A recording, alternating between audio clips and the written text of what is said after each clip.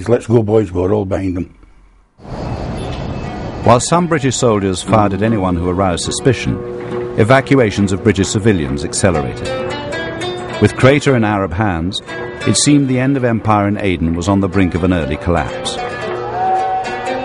The British had to turn to undercover forces for help. The SAS targeted the opposition by disguising themselves as local Arabs. You were trying to look like an Arab at a distance. You weren't trying to convince anybody with an Arab close up. You weren't going to have dinner with these people. You were going to shoot them and capture them. And so the first thing is to get used to the clothing, and then handling weapons from that clothing. It's difficult to draw a pistol from these folds of cloth around you. And the amount of training we put in for that was awesome, and we became awesome at it. Arabs don't move fast, they float about. They're really fluttery with their hands, they're always doing this, that and the other. The SAS aimed to look convincing as Arabs, but only from a distance. One officer would act as bait, hoping his disguise would be spotted and draw Arab nationalists into a trap.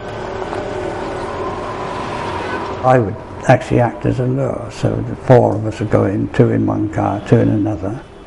I'd get out before we got to the area we were going to do and walk about looking like an idiot. I would get sussed out. Then the grapevine would start working, and then the other three people of the patrol would be watching me, watching for them to hit me.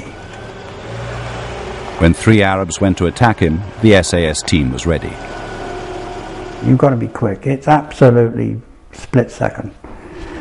So you get somebody firing at me, bang, bang, return fire, bang, bang, bang, bang. I always tell me fighters, bang, bang, bang, bang. And me firing, bang, bang, bang, bang, and the other one, bang, bang, bang, bang, like that. You always fire 2 rounds. All gone. Done.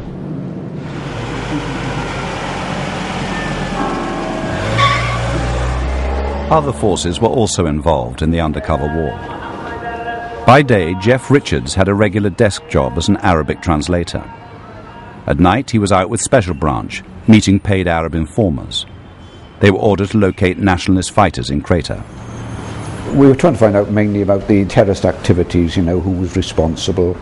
The informant came up with this idea that we should disguise ourselves as his wives. And so we sat in the back of his car dressed up in these veils, slouched down in the seats because we didn't want to give ourselves away by our sheer dimensions. And we drove through the British checkpoint. We weren't searched by the British troops because, we were women, or apparently women. It wasn't nerve-wracking so much as it was very uncomfortable because of the sheer heat under these veils. As you grew nearer and nearer independence, there was always a chance that the pressure on the individual informant would be such that sooner or later he would, as it were, sell us to the enemy. We had our pistols pointed at the back of the head of our informant, so that if he was setting us up, because we would be prime targets, then he would get the first bullet. And that was the way it was. Special Branch passed on the intelligence to the SAS to help them target Arab nationalists in Crater. The information sent in must have helped Colonel Mitchell a hell of a lot when he made his appreciation of the ground. A lot of the information that he would have given out to his company commanders would have come from our patrols. 3 weeks after the British had been thrown out of Crater, Colonel Mitchell went to see his immediate superior, Major General Philip Tower, head of Middle East Land Forces. I believe Colin Mitchell went to see Philip Tower to say that he was going to have a little probe into Crater the night. We did it with patrols, and I think Philip Tower knew that. I don't think Philip Tower knew the extent to which we were going to probe. Colin didn't really believe in nibbling. He just wanted to take Crater, and he had a battalion that were with him. Every one of us were still full of hate for the Arabs, for what they'd done to our boys, and we wanted revenge for them. The revenge was very strong amongst us. And running through the battalion, the jocks were going in there and we were not taking no prisoners. That's the wrong thing to say, that, isn't it? That's the wrong thing to say. The jocks were going in there with determination that we were going to take the city back.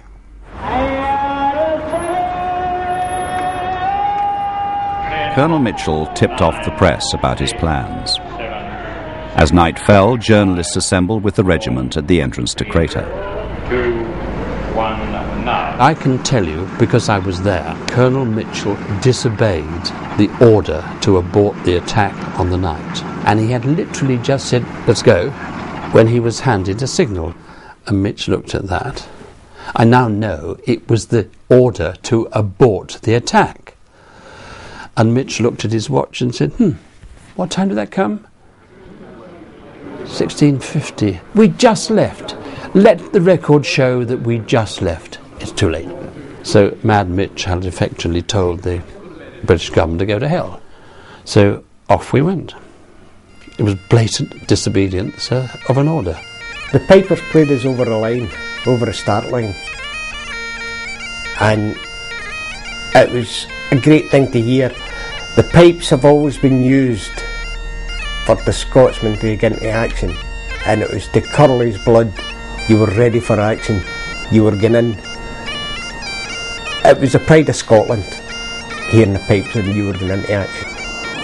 We were all seriously concerned about how big the opposition was going to be. It was reasonable. Whitehall, I think, was not being insane to assume that it might go very badly. When we went into Crater, the word was we were a Scottish tribe. The same as the Mujahideen and all the rest of it. But we were a tribe for Scotland. And I think when they heard the pipes and they seen us coming out the dark, they wondered what kind of tribe it was coming towards them. These jocks who couldn't speak Arabic or anything, grinning at them. It was very exciting. There was a little bit of shooting, but not too much. We suddenly realised that the ball was at our feet. Colin reached the point beyond which he was not meant to go. He said, I'm here, I haven't had any difficulty, I've got my battalion with me, what am I to do now? Didn't get a clear answer, I don't think. And so we just went on. It was turning the blind eye. It was a little sort of lesson from Nelson, I think. The wee heart was pounding. Your eyes, I think my eyes swiveled 360 degrees like an owl, because I was trying to see everything that was going on round about me at the same time. So anticipation, trying to think of everything that was happening, it was unreal. The SAS had no idea the Argylls were in the process of retaking Crater. That night they were also there, staking out a property. When the Argyll and Southern Highlanders marched in to Crater City, playing their bagpipes, I was with the patrol of SAS, dressed in Arab clothing. In come the jocks, in a fiery old mood, and buggered the whole operation up. And not only that, some of the jocks, one of the jock rifle platoons, mistook us for assassins, I suppose. We clashed. I can't tell you any more about it other than one of our lads has got a bad foot, but he survived. It was one of few incidents that night. The Argylls suffered no casualties and shot dead one Arab. By daylight, Mitchell made sure the locals knew who was now in control. We were elated. As soon as we had taken the city, we were elated. Crater City was a no-go area till Mad Mitch marched in, unannounced, to everybody, including the rest of the British Army. We all loved him for it, really, but it wasn't the thing. He shouldn't have done it. But there's a bit of a rogue in us all.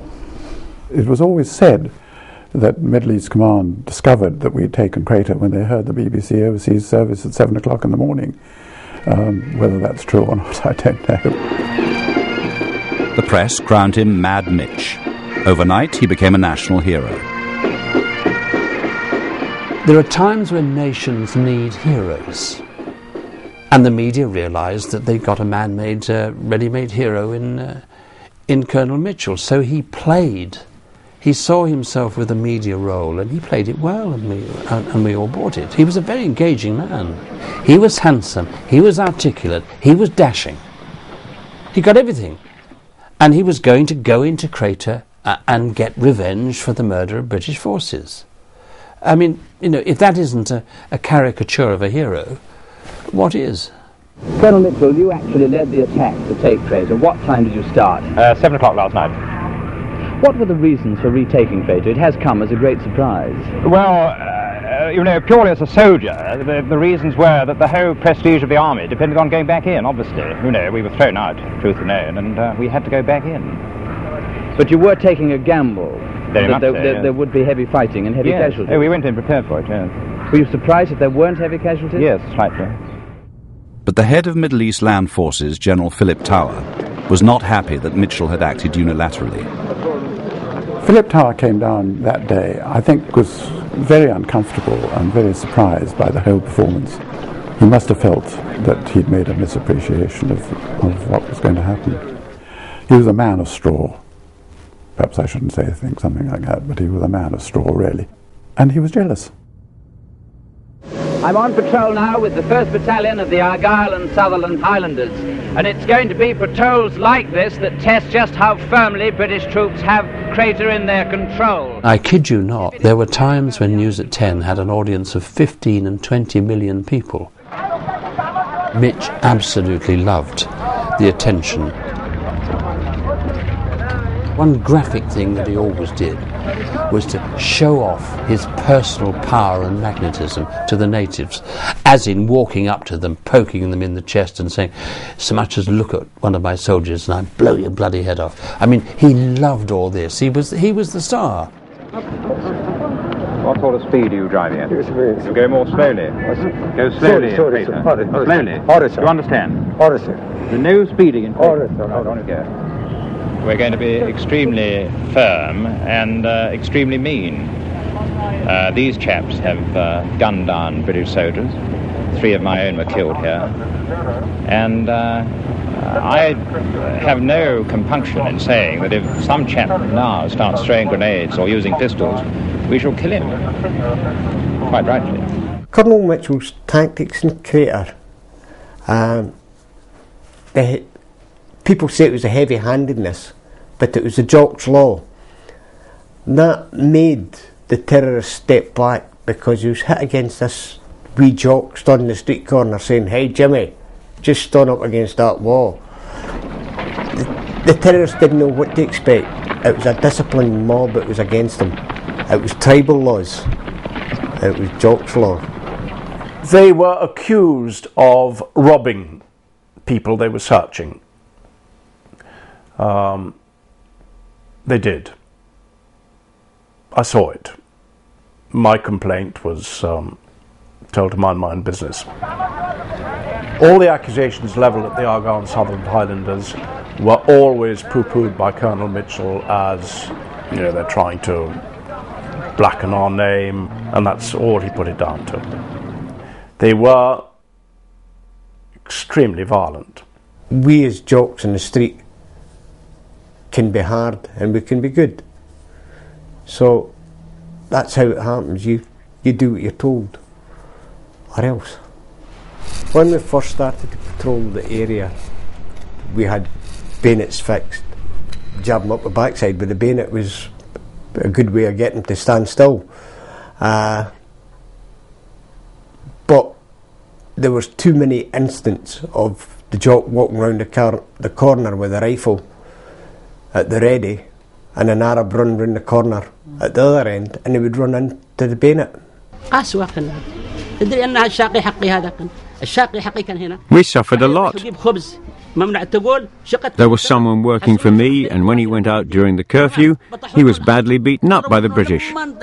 They only let him go after they thought he was dead. The Arabs, we never really liked the Arabs. To us they were just smelly, dirty people. They probably great friends to each other, but to us jocks, they're just smelly, dirty people, and we treated them like smelly, dirty people. The British were strict and made the people suffer. They had the power and firearms. It's similar to what's happening in Iraq. Set up headquarters in the chartered bank in Crater.